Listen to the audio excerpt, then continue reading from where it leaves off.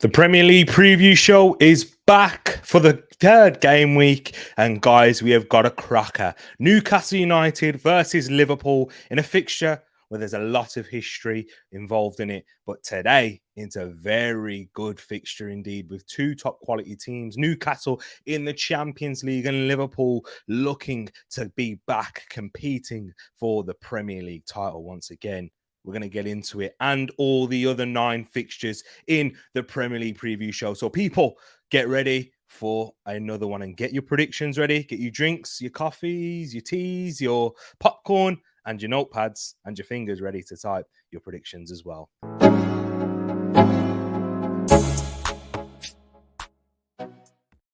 Wagwan, everyone, and welcome back to Tariq Talks. I hope you're doing well.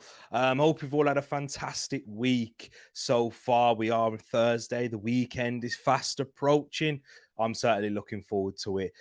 For me personally, I had a day off yesterday, but it didn't kind of really feel like a day off because, I tidied up my room and I was even busier than I was without work. But I did do a stream as well last night talking about the Arsenal news and my thoughts and opinions and discussing with you guys of those who did join me yesterday. If you're not here, but thank you for doing so. And if you did join me, I hope you did enjoy it, whether you was watching it live or afterwards in the comments. But yeah, we are back here today to talk about the Premier League fixtures because this weekend we've got another Friday night game. I'm not too sure if we've got one next weekend. For the first 3 Premier League preview shows of the season, we've done them on a Thursday night, which let me know if you guys prefer. Is it something that I might want to keep on a regular basis? It just kind of really depends on the European fixtures because, with Arsenal, we were in the Europa League for a while. So I was making sure I was watching them games on a Thursday night and then getting them out on a Friday night. I know it's a quick turnaround given the fact that we have most weekends, we have a 12:30 kickoff. We didn't last weekend, but we certainly do for this one. And the first game is going to be Chelsea versus Luton tomorrow when I am streaming this. It will be on 8 o'clock Friday night here in the UK. Friday night should be interesting. Friday night games, it's better than last weekend's, I'd say. But big up to everyone that is here watching in the chat right now. We've got Casey in the building giving his thoughts on Manchester United. Big up yourself, Casey. Thank you for tuning in. Big up to yourself, Brush. Listen to him. Listen to my brother when he said smack that like on the way in, guys. Come on. When you step into someone's yards, out of respect and politeness, you take your shoes off. That's what hitting the like button should be like. I haven't used that analogy for a while. That was way back in the day. Old TTF. Big up know-how if you're still watching. But yeah, he was the one that used to like that. Big up to yourself, Brush, and bless up to my brother. I hope you've had a good week. That goes for you as well, Casey. King TV. This is what I like to see. Big up to yourself, King, in the building. CM. Big up to yourself, CM, saying blessings, brother T, and large up to the TTF. If you don't know what TTF means, Tariq Talks fam, because this is a family. It's a family feel what we're trying to build in this community, and we have got a few new subscribers, so welcome to the family. Not in a mafia type of way.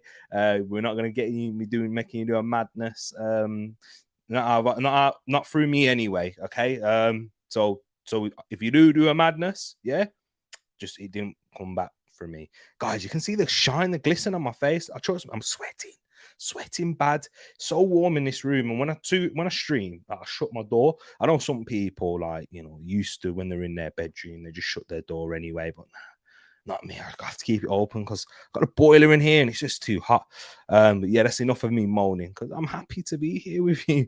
We got my other brother King as well, another King in the building saying United Arsenal next week, right? Yes, but we can't look past that, King. We can't be looking, falling into what Elliot says from the Arsenal vision, a trap game. And if you don't know what a trap game means, when you're looking at another game over the horizon, looking forward, looking past your opponents that you got this week. So yeah, we do have a big one.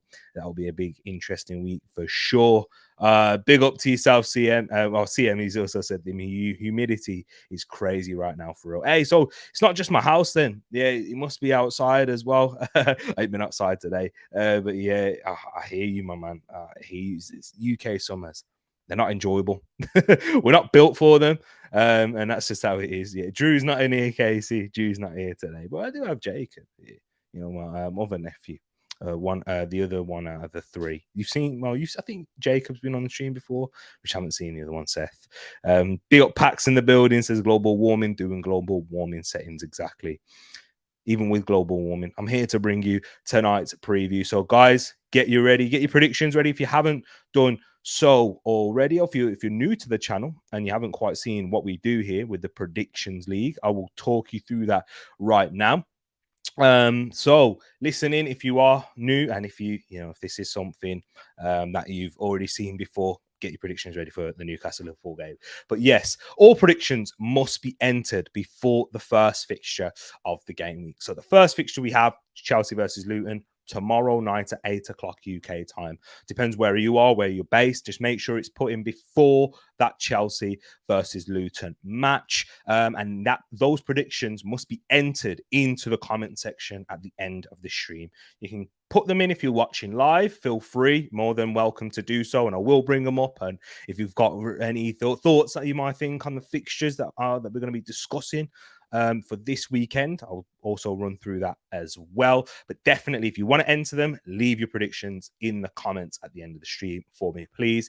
There will be 3 points for the correct score and 1 point for the correct result. So 3 points for the correct score if you predict Newcastle and Liverpool, and you predict Liverpool to win by 2-0 and Liverpool win 2-0, you get 3 points. But if Liverpool win 2-1, 3-1, 1-0, anything that's not 2-0, which if that is your prediction, then you will get 1. So that should hopefully explain it for you. If it ends in a draw or a Newcastle win, you get 0 points. And I will show you the predictions table at the end of the show as well, guys. If you've just joined for the first time, you think I'm 3 weeks behind, trust me, it's not hard to catch up at all. Even if you joined towards the last 10 games of the season, if you was able to smash out the predictions and you could rise up the table, and if hopefully the community does grow by then and we have more people getting involved in this, but I will be for sure doing giveaways, not just for the winner. The winner will get a big prize,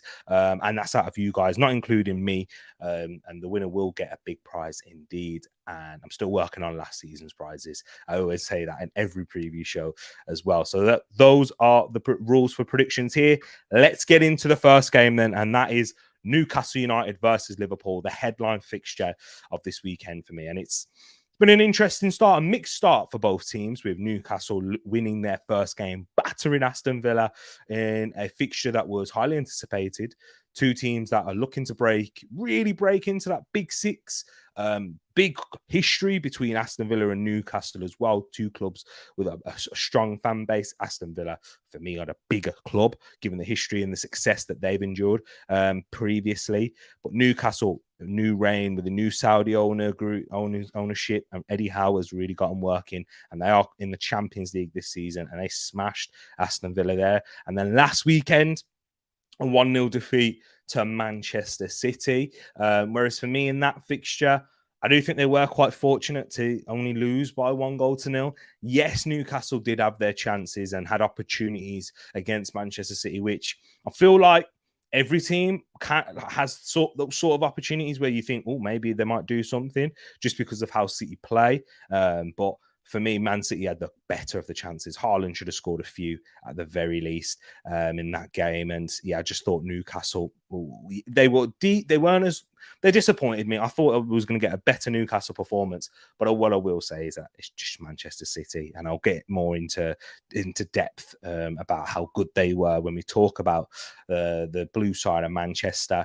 But with Liverpool, also had a mixed start, but they're unbeaten. Of course, they drew 1-1 against Chelsea and then beat Bournemouth 3-1, even with 10 men for the majority of that second half. And Alexis Mac Allister's red card was a joke. I didn't agree with it at the time. I thought it was very harsh.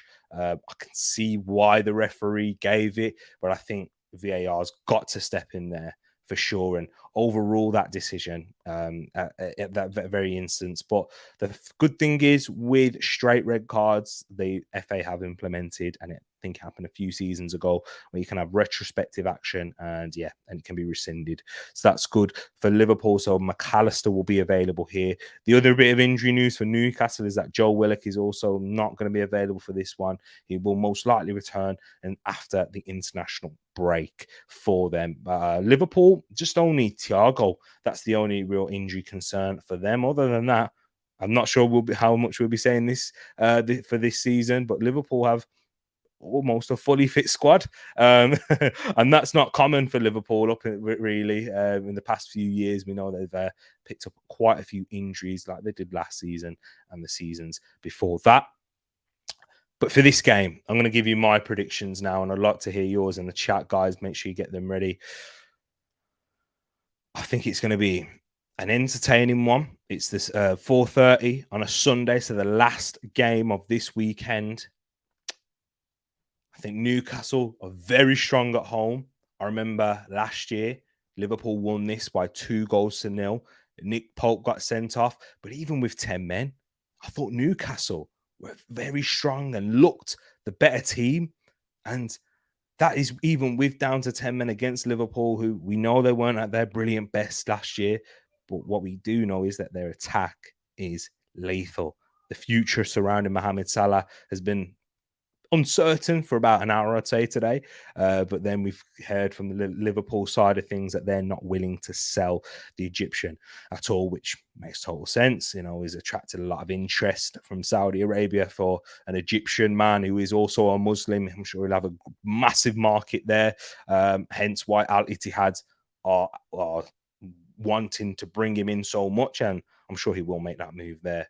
For sure, one of the highest profiles Muslim footballers out there, probably the best one currently, current to date. Karim Benzema's out there, and he's made the move and he'll be joining Karim Benzema potentially, but I don't think that'll be this season. And my prediction is I've gone with a Newcastle 3-1 win. I know that might sound quite, a resounding victory. My thing is with Newcastle, the strength that they have at home, using the faithful that they've got there. They've got, for me, Newcastle got the best atmosphere in the Premier League right now, for sure. Up there, it definitely has to be. It's number one from what I'm seeing and what I've heard from fans that have gone there. I've not been myself, but with this new lease of life that they've got, the optimism, the quality of players, and I also think how Newcastle play makes an effect on that atmosphere, the intensity that they play at, the aggression, but also the quality, the finesse. Look at their wingers. I think their wingers kind of epitomize that. You got Anthony Gordon, Miguel Almiron. Miguel Almiron, not the best, and he's a bit erratic at times, but has a lot of energy. And when he's on fire, he can be unstoppable, like we saw for the early part of last season. And then you've got Anthony Gordon, who I think is really growing, and we're starting to see the best of him. That game against Aston Villa, that was the best performance I've seen of Anthony Gordon in the Premier League, even with his time at Everton included.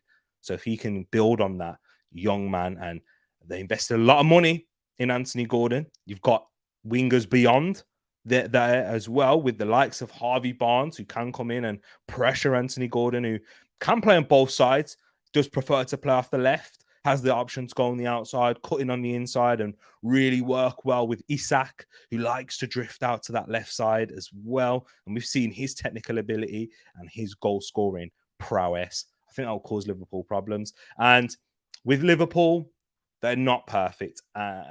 They are still building, and I think Liverpool are going to make some additions in the transfer window as well. They've had two very difficult fixtures for their first two away games of the season, Chelsea away and Newcastle. And I think that the Newcastle faithful will be able to punish that Liverpool midfield lacking that stability. Yes, they've brought in Endo. It still remains to be seen. Jury's out naturally, and it's nothing against Endo. It's because we know that's not Liverpool's first choice, not even their second choice, with the Moises Caicedo-Lavia thing that's been spoken to death. But I just feel like Liverpool, they are threatening and dangerous on the attack, and how Jurgen Klopp wants to play will leave the gaps open there for Newcastle to punish. And I think they'll try and get revenge upon last season. So I've gone with a Newcastle 3-1 win. Guys, I'm interested to hear your thoughts on this here.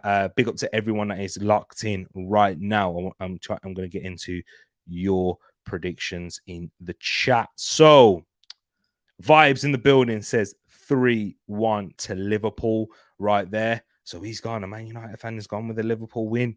Pax says Endo isn't going to help Liverpool's midfield that much. I don't think he will either. I think he's definitely a short-term signing. And I think with the Endo signing, I mentioned this last night, I think that one is more to try and stop clubs really trying to take the mick with them and say, what, you want a defensive midfielder? We know how much money you've got. We know how much you need one now. Like with Caicedo and the Lavia situation, let's bump up our prices, and it kind of helps them from a negotiation standpoint. I think that's the business element of it, but from on the football pitch with Jurgen Klopp, that's someone that he's profiled and someone he's brought in and thinks, you know what, he can do what, and he does have the tools to do what I want. But that's not how football works all the time, is it? It's not always about the tools or the profile that the players come in with. It's also about, can they adapt to the league? Can they adapt to the physicality, the intensity that other teams, Newcastle, that'll be a baptism of fire. There's not going to be many teams that will press harder with more intensity and relentlessly as Newcastle will with Eddie Howe's side. Remember, what's their identity? It's intensity. That's not me spitting bars. That's what's in the Newcastle dressing room as well. So yeah, we'll have to wait and see if Endo does play. It'll be interesting to see how he copes in that fixture. Decent. He can do something in the midfield for a lot of teams, but at 30 already would need to improve. I don't think he can reach. I hear that indeed. So yeah, let me know your predictions in here, guys. Paxton's gone with a 4-2 Newcastle win. So he's also gone for goals in this game and another Newcastle win. Rumors has it the FA is looking into last year's predictions league on the TTF. There's no winner given yet. I've already announced due to the season not being concluded in the way that it should have, there'll be multiple giveaways, quite a few. So I'm just working on them there. I just want to make sure I can get them out to people at the same time. You feel me? So yeah, big up to yourself, King, my bro. I like how you put that there, the professional way. So yeah, let's move on into the next fixture. Liverpool fans are probably going to turn away and think, who's this guy? Know what he's talking about. That's just genuinely how I feel in this fixture, but you do have the ability to prove me wrong. Now, let's move on into the next fixture in Bournemouth versus Tottenham. This one isn't in the thumbnail, but I thought it would be interesting to speak about, because if you guys have been watching the channel or watched any of the previous videos, you'll know how much I rate Bournemouth and how exciting I think Andoni Iraola's team is going to be and how he's building them and the players that have been brought in that we haven't yet seen, or even some of the best players for me, like Dango Utara, who was excellent when he came in January for Bournemouth. I remember watching him away at Arsenal when they were 2-0 up. He was fantastic, and he was causing us real problems down on that right-hand side. Someone who has the ability to come inside and the outside. And you don't really see that much from top wingers nowadays, but has great decision-making for a young man when he's in that final third, but has the dribbling, the balance, and someone to really has the understanding to play in the Premier League and the intensity out wide. Then you've got the likes of Alex Scott, who's one of the most gifted footballers that have come out of the Championship with how he receives the ball on the half turn. Similarly to Emile Smith-Rowe, do you know how elegant that they look on the ball, and with the low socks, I think that kind of helps in that type of style. But someone who likes to drop deep and really connect play and work with the strikers and has the ability to score more goals. That mixed with the likes of Dom Solanke, Patrick Kluivert's son, Justin Kluivert, Philip Billing in the middle, who's been he's one of the most underrated players in the Premier League, you'd say, last year. They've got a good core and a good spine, and Neto in the goal, Neto in net, who had a fantastic first season for the Cherries. And then you've got Tottenham Hotspur, also, who have rejuvenated. Ange Postecoglou's got them playing an attractive brand of football, a progressive brand, which has a lot of risks, involved. They're taking a lot of risks with the likes of Romero and Van der Ven, covering out in those wide areas as Destiny Udogie and Pedro Porro or Emerson, which we've seen in the first 2 games, then rotate, coming inside and inverting in a very similar fashion to Manchester City, Arsenal, and what we've seen from Liverpool as well. And then the likes of James Maddison and flooding players into the box and getting the best out of James Maddison. However, speaking of the Englishman, he's a major doubt going into this game due to a knee injury and an ankle injury that he's carrying. He's carrying 2 injuries at the same time. And he was seen in crutches at the end of that Manchester United game. And how good was he when they got him involved in that second half? But let's not forget, also with Tottenham, in that first half, Man United had multiple chances where they should have taken the lead. And they had the best chance, really, of the game in that first half, with Marcus Rashford missing with a header. I'm not sure if he was onside, but the bigger one was Bruno Fernandes, who also missed from a header as well. Man United were turning over the ball a lot in the first 45, high up in Tottenham's half. So I don't think it was all doom and gloom from a United perspective. But the second half, Spurs looked much better. And if you watch the game against Brentford, their first game of the season, very similar. First half, Spurs look open. Yes, they look good and threatening going forward, but Brentford were causing them problems each time, stretching out those centre-backs, carrying them into wide areas, using the pace that they've got with that front line of Mbuemo and Vissa, and were causing problems and issues that Spurs weren't looking at their most comfortable at.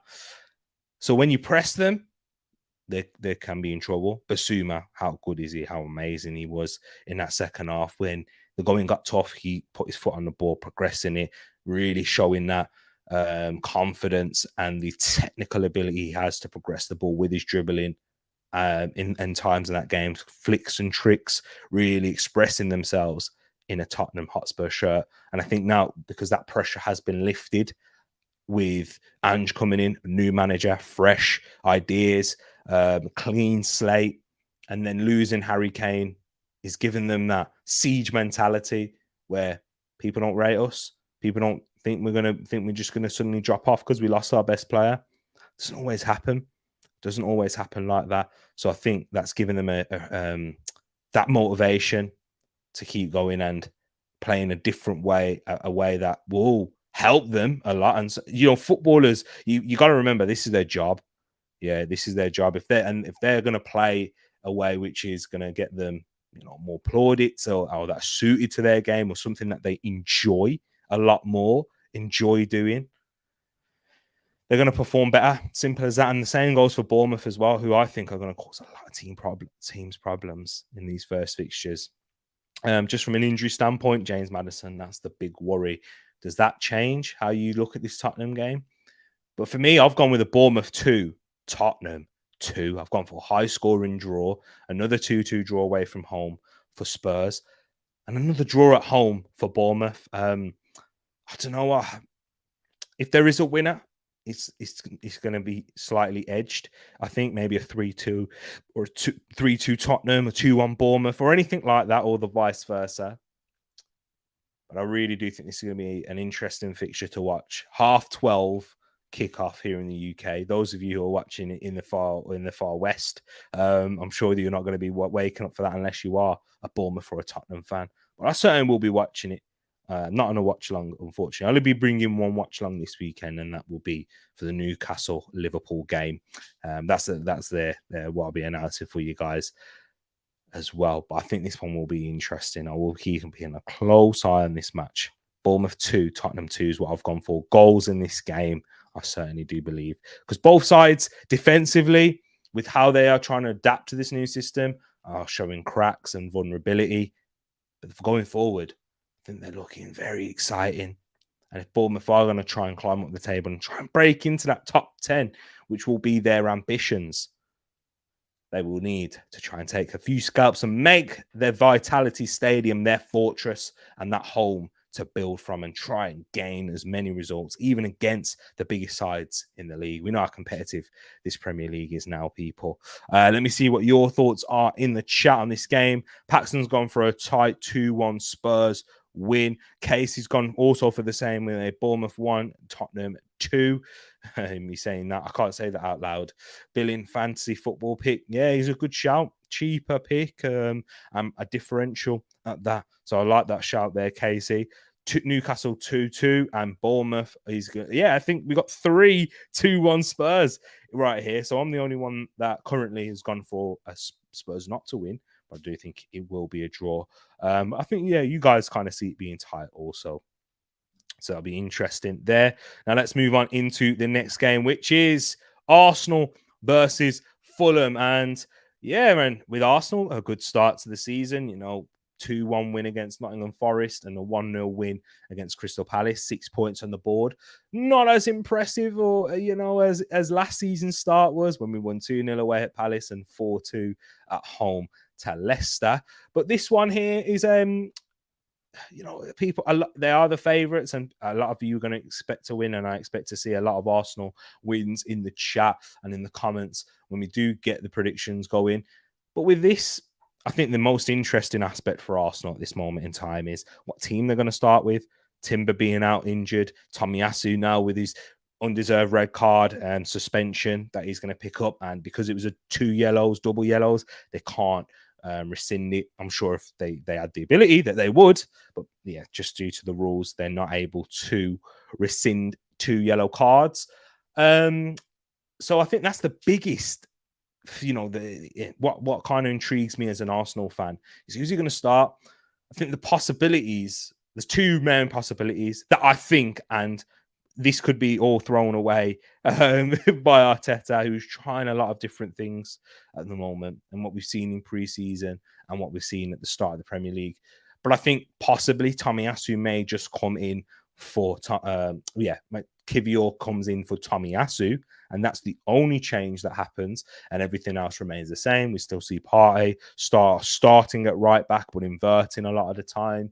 And then you see, the rest of the defense being Ben White, Saliba, and Kivior, and Gabriel still remaining on the bench.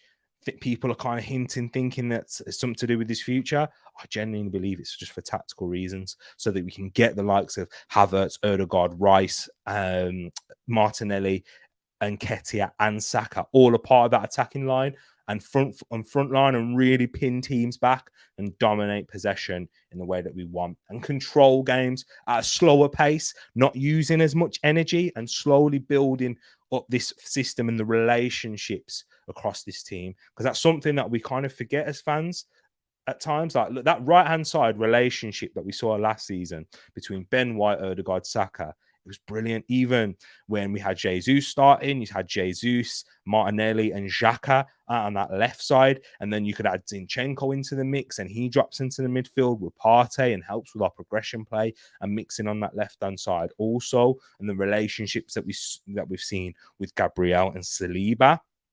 I think that's going to be a big factor in why Arteta's keep pursuing this, even when it might not be clear for a lot of fans to quite understand.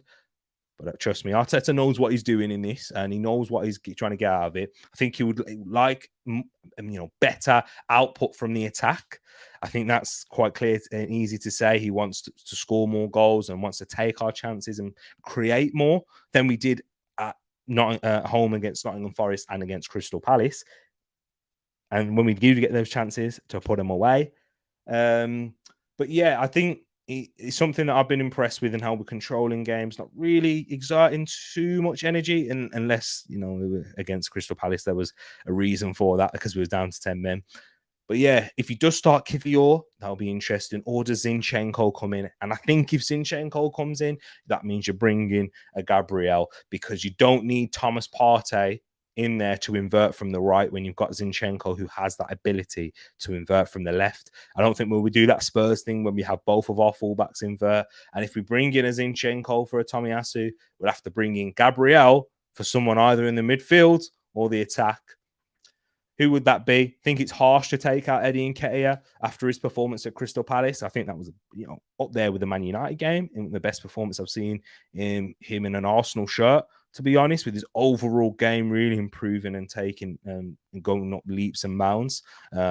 Link up play, his tight feet in the box looking sharp, his timing of his runs, his first touch, allowing him to really cause defenders problems and step back and not being able to bully and get played through, because his first touch is making it open and enticing the opposition there to win. I think he's looked really good. And Havertz, I think he adds something to us off the ball. I think he kind of plays the same role as Xhaka, in that sense, where off the ball, Xhaka wasn't taking too many touches last season. He was just mainly being a threat in the final third, making those runs defensively, covering a lot of ground, which is what Kai Havertz has been doing.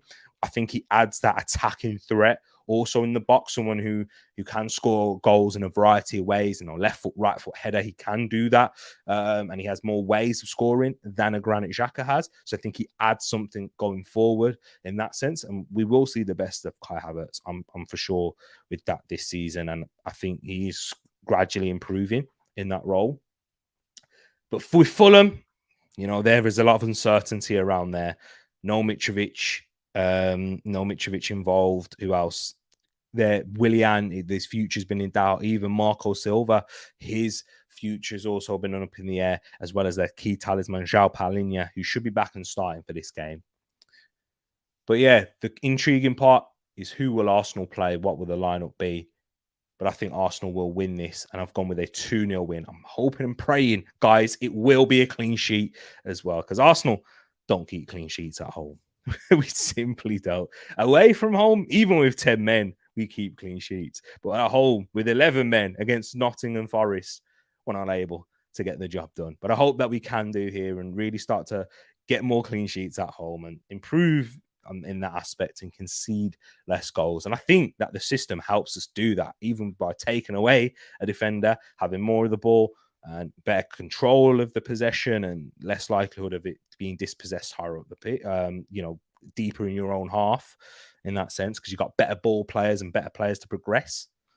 I think that will help with us conceding less goals at home. But let me see what your thoughts are in the chat, guys, for this one here. So Paxton's gone with a 3-1 Arsenal win against Fulham. Casey's gone with a 2-0 Arsenal win, the same as what I've gone for here. And Jimenez for Fulham, of course. Yeah, wherever Jimenez is at, Jimenez or Tony, you'll definitely put them as the winner. As Casey changed it to 3-1, I'm not too sure. Leno own goal.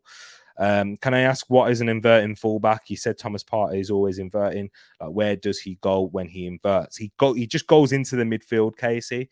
So he'll start out wide, and then as Arsenal got possession in and around the back or in the midfield, he will just drop into that midfield slot, and Declan Rice will move over to the left from that 6 central position so that we can overload that midfield and help in transition. And then when the opposition do get the ball back, we kind of see Thomas Partey just drop back into that wide position, and then Rice coming in as a 6, and then Havertz dropping in with him with Ødegaard to pack out the midfield there. So he inverts and drops into that central area, back to where he's most natural, I'd say. Xhaka's at Bayer Leverkusen. He's doing well there. 2. King's gone with a 3-0 Arsenal win. He says Fulham have been awful and something is not right at that club. 110% agree with you, King. I think I'll put Fulham as my team to get relegated alongside Luton and Sheffield United. So, yeah. Rambo, Zinni, Gabriel, White, Havertz, Rice, Ødegaard, Martinelli, Eddie Saka, I reckon. Ooh, so you think that Okay, so you think that Partey will be the one that gets dropped? I hear that. I think that could be a possibility if Zinni and Gabriel come in and, we have White move back to that right back position and kind of see the back 4 that we saw last year. And it worked. And that was the back 4-5 that we had.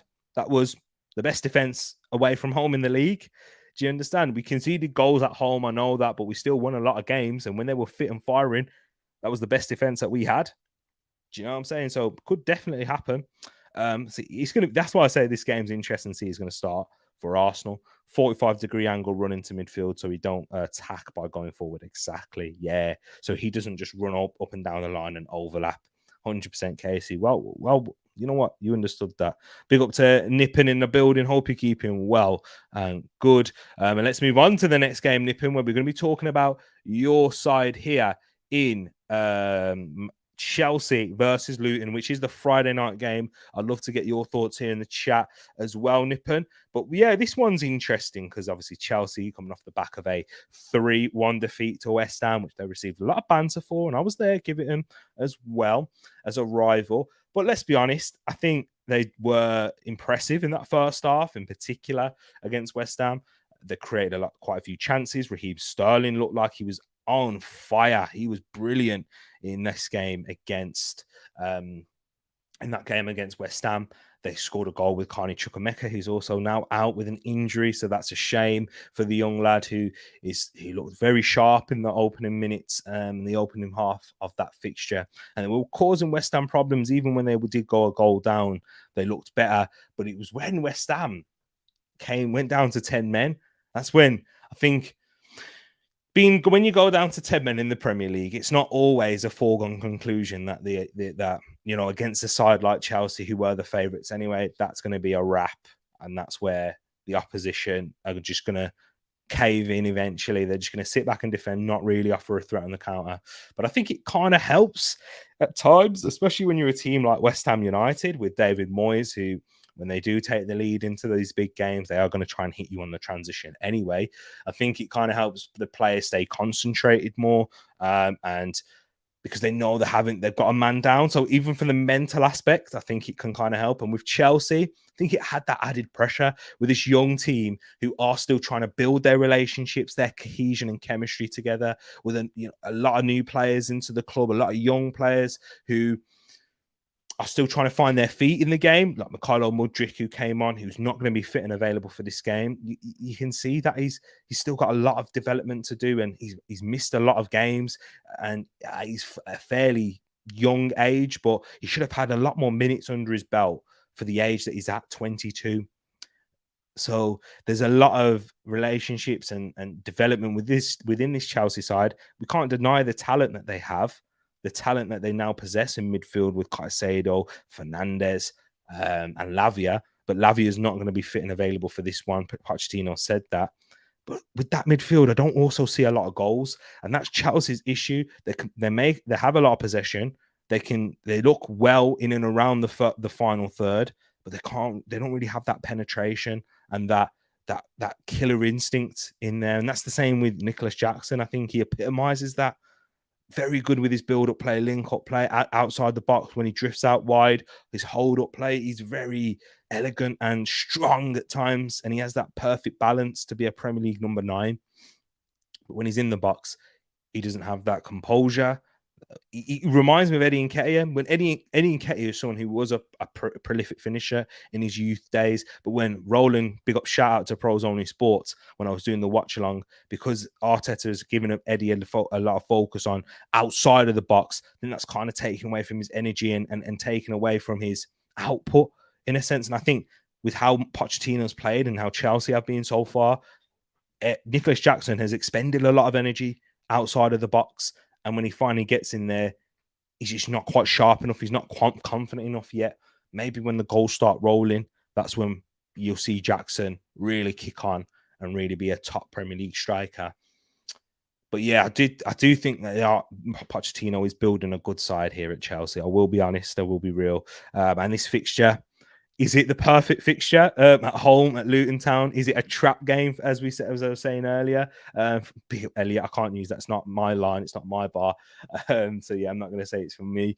But yeah, is it a game where you can fall into that full sense of security and think, yeah, Chelsea win, roll over easy? Because that wasn't the case at all last year. But Luton Town, he didn't play last week because their ground isn't ready for the Premier League, but they did play away to Brighton in their first Premier League game of the season. Look, they look sharp. They didn't look as bad as what people may have thought they would have been, even though the scoreline says 4-1 Brighton. You know, they got battered. Not entirely. They caused Brighton a lot of issues. Their counter-attack. Rob Edwards has got them playing a direct style of play, but an interesting one, which isn't 4-4-2 banks and just trying to tack out and just trying to lump it forward. They are direct in their play, but they play with 2 strikers, wing backs, and then the midfielders that also drift out wide with Heath Chung and the likes of there, and Rudder Kampanzu.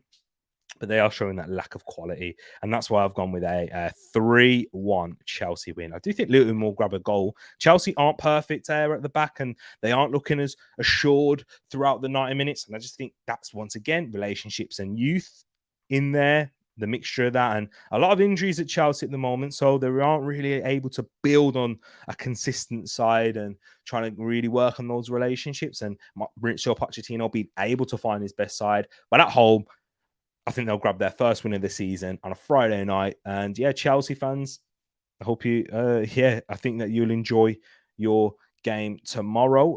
But yeah, Nippon says a 1-0 Chelsea win. And he says, talent really good, but did you see the disaster class he put in against West Ham? Yeah, I get you.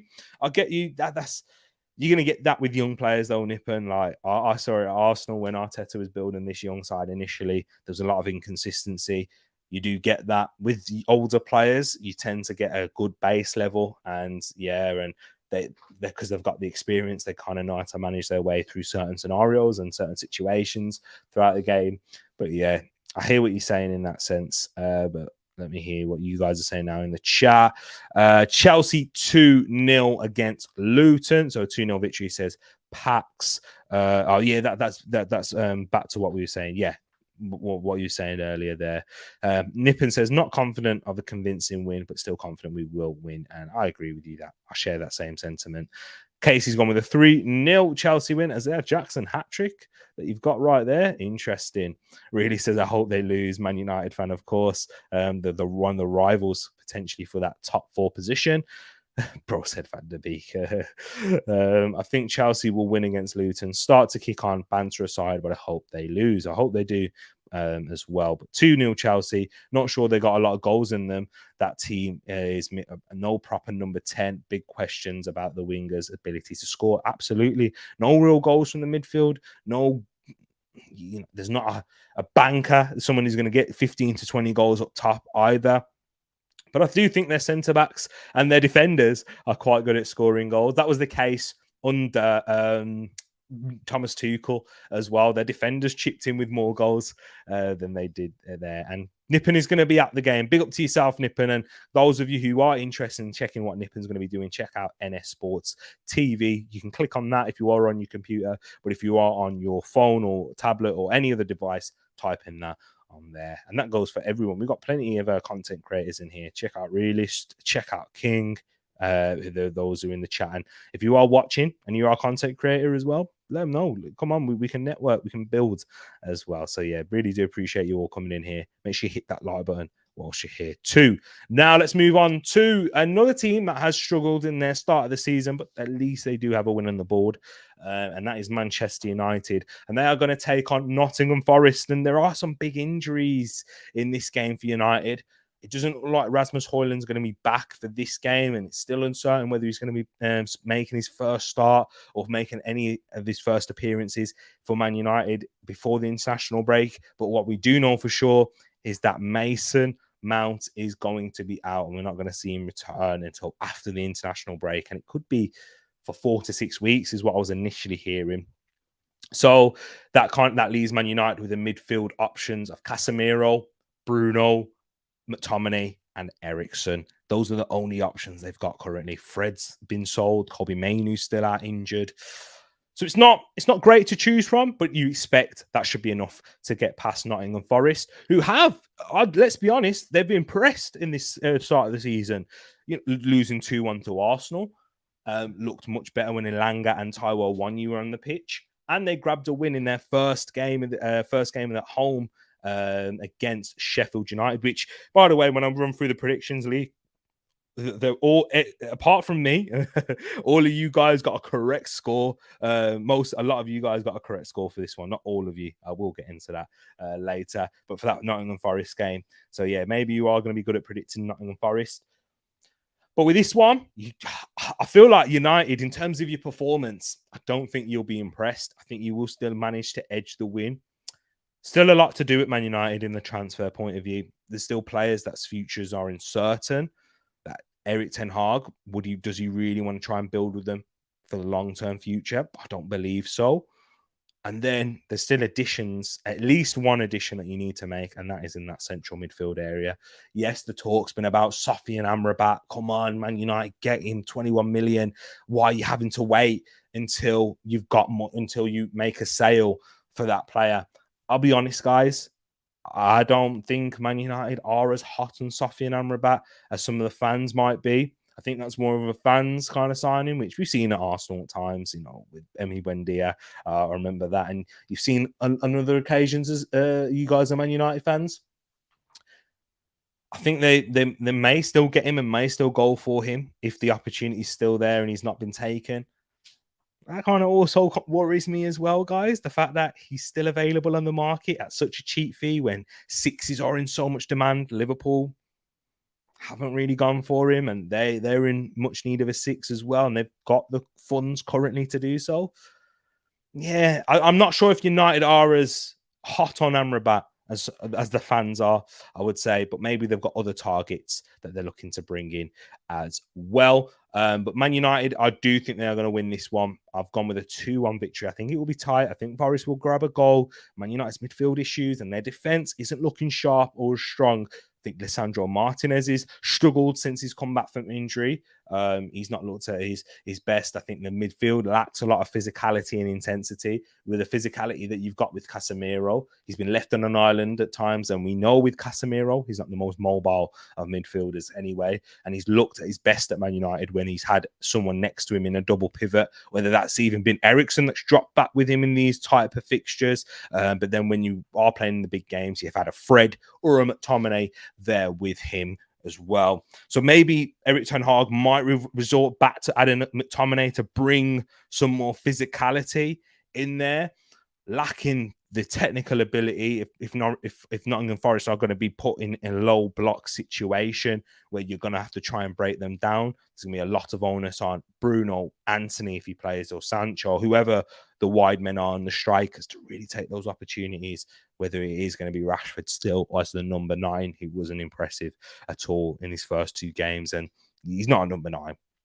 It's a good player, Marcus Rashford, and is a threat. And he's one of those players that on his day, he can be unplayable when he's out on the left. But as a number 9, never sure of it. Never been convinced, shall I say, of him as a number 9. Just kind of like how Jose Mourinho's spoken about it. Back to play, shocking, and his back's going to be to goal a lot of the time in this game, where he's going to have to hold up the ball a lot. And as Nottingham Forest will play a deeper block and ask you, say, yeah, you try and break us down, and we'll try and hit you on the counter. But I think it will be a 2-1 victory. But Man United will get there in the end, but not convincingly. I do not believe so. Casey's gone with a 3-0 Man United win. Pax has also gone for the same scoreline as a Manchester United 2-1 win. I think against Forest, it's just safe to go with a 2-1 at the moment. Both games have ended as a 2-1 loss and a win for Forest. Keane's gone with a draw, a 2-2 draw. That will be bitterly disappointing, and it will, and it will add more misery to their poor starts of the season for United fans, which would be 2 seasons in a row now under Eric Ten Hag, with 12 more months added on and more players of his being recruited. I think the pressure will start to crank up if these things happen. Really saying, please just win, United. He's not happy with your prediction there. Really isn't. Ilanga masterclass, returning back to his old place, his old stomping ground where he's just been sold this year. Big up to Pax right there. We'll talk about that when we get to Burnley. Big up to yourself, man. Appreciate that. Johan Bakayoko, good player. Very good player. They're after young talent there and trying to build in that sort of model there, Burnley. Respect it. Following being a bit like Brighton. Thank you. 21 million for a guy who made a world team of the year. It's a no-brainer. World Cup hype. World Cup Hype, Casey. That's all I'm going to say. Our Hajj Juice settings. 8 subs away from 700. Big up to yourself, King. Thank you for letting me know. Thank you to those of you who is a new subscriber. Hello, thank you. Really do appreciate it. And I hope that you've enjoyed the content that we do produce here on Tariq Talks as well. I hope Erik ten Hag gets a new contract with Maguire and Evans. Big up to yourself, guys. I've just clocked the time. I'm going to have to pick up the pace here. I do apologize. So with the next fixture, let's get into it. Brighton and Hove Albion versus West Ham. Brighton have had a fantastic start to the season. 4-1 victories in both games, one against home against Luton and against Wolves. Yeah, of course, the team that's local to me. A lot of Wolves fans haven't been happy, but they are sitting pretty at the top of the league. And Roberto De Zerbi just keeps on going on and keeps on building their attack, which looks a lot more ruthless. One of my hot takes was I think that Brighton are going to overperform XG this season. They certainly did it against Wolves. They didn't actually do it against Luton. They got what they expected. So they are currently overperforming. So my hot take still stands. And West Ham, who had a slow start to the transfer window. A lot of people were thinking they're not going to be as good this season. But now they've got their players in, using that Declan Rice money. Lucas Paqueta is staying, but we don't know if he's going to be available, how long for. The potential move of Mohamed Kudus, which Paxson broke the news to us that David Ornstein tweeted out yesterday. Hey, the potential's there, and they look like a serious side, and they're going to be competing in Europe as well, which I think may hinder their season. But for me, my prediction, I've gone with a Brighton win, and I've gone with a 3-1 victory. Not quite a 4-0, but a 4-1, but a 3-1 victory. I think with how Brighton play, they're very good going forward, pretty on the eye, and they do control a lot of games. But I also have noticed against Luton in particular, not really Wolves, and that's more because of a lack of... When you look at the statistics, but I didn't really see it in the highlights, Wolves did have quite a few shots. I think Brighton do have as a vulnerability defensively, but going forward, they are so good to watch. Mitoma, Solly March, the M's, double M's out wide, and then Enciso, who's now injured, and the forwards, whether it's Evan Ferguson, Welbeck, or João Pedro, they've got serious numbers and in depth there. Both teams in the Europa League as well, of course. Paxton's gone with a 4-2 Brighton win, 2-1 Brighton, says Casey. And who do you dislike more, Man United or Tottenham? I'll be honest, it's Man United. And that's only because I don't live in North London, and I've not grown up in North London, and I've grown up in Birmingham, where there's been a lot of Man United fans who bullied me at school when Arsenal were terrible. So that's the reason why, Nippon, I'll be honest. So Man United right there.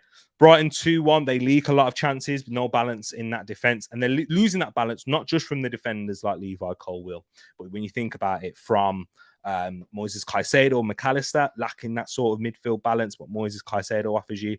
Hence why they are looking to add in that position there. I'm just going to have to really quicken up the pace, guys. Sorry, I've got another stream to jump on. One Touch TV, go check it out. Sheffield United versus Manchester City.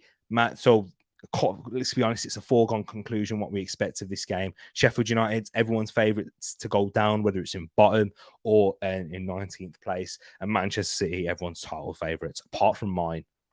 You know who I'm going for, guys. That's the mighty Arsenal. But in this fixture here, I've gone with a comfortable 3-0 Manchester City win. Guys, just because I am rushed for time, I'm just going to have to really pick up the pace. I do apologise for this. It's poor timing from me. It is poor. But let me move on now into the next game. Everton versus Wolves. Relegation derby, two teams that have had poor starts to the season. Everton losing their first game after a good performance and plenty of chances against Fulham, but losing that by 1-0 and then getting slapped at Aston Villa Stadium at Villa Park 4-0. And then Wolverhampton Wanderers kind of, you know, the exact same really in having a good performance in their first game against Manchester United and being unfortunate with the penalty decision. And the same goes for Everton too with their disallowed goal. And then you've got Wolverhampton Wanderers who got slapped by Brighton at home as well. So I think it's going to be a tight game. Unfortunately, if you're a Wolves fan and you're watching, I think you're going to lose. I think Everton will win this by 1-0. The issue is whoever scores first in this game has a real high percentage of winning because both teams do not score goals, and they are missing key man up top. Wolves just don't have one, and Everton, Dominic Calvert-Lewin is injured again, a facial injury, so it shouldn't be as serious as the hamstring, and it shouldn't be something that puts him out for a long time. But yeah, he's not able to play. Looked like a horrible injury as well. And those who booed him, yeah, Everton, yeah, grow up here. You know, you can't boo him for that. I know you're frustrated, I understand that, but come on, guys. Let me move on now into the next fixture. Burnley versus Aston Villa. Claret and Blue derby, and the derby of the new badges as well this year. Who's better? I prefer Aston Villa's. Two good sides, and I've been impressed with Burnley. He didn't get to play last weekend because of that game against Luton being postponed. But Burnley were able to be impressive against Manchester City and show that they have an attacking threat, and they're looking to play a progressive style with Vincent Kompany and build upon that championship season where they were excellent. Aston Villa had a terrible start against Newcastle, but looked like the Aston Villa that we all expected in that game against Everton. I do think this one will end in an Aston Villa win, though. I think they've just got enough firepower going forward. Moussa Diaby, he's on fire. Who else have they got there? I need this camera to focus. It keeps doing that. Moussa Diaby, Ollie Watkins, who missed quite a few chances and wasn't great last weekend too. I think he's got a big opportunity there. And this is the final game, and then I'll show you the predictions league very quickly that I have to dip. Brentford versus Crystal Palace. Two sides where I think they're going to have decent seasons now. I was wrong about Brentford. I thought they would be poor without Ivan Toney, and I thought they could even be in a relegation battle. And this is the team that I've rated so highly for years, and I've said the best pound for pound club in England in terms of how they operate, the fact that they're in this position, the signings that they make, the recruitment, the sales that they have made. When they were in the Championship, mainly, we haven't seen too much profit being made whilst they've been in the Premier League. But, you know, David Raya has that loan with the option/obligation to buy. I'm sure that'll benefit them massively. So I've gone with here, because I was wrong. I think Brentford will win. Although Crystal Palace showed they look defensively disciplined and do carry a threat going forward.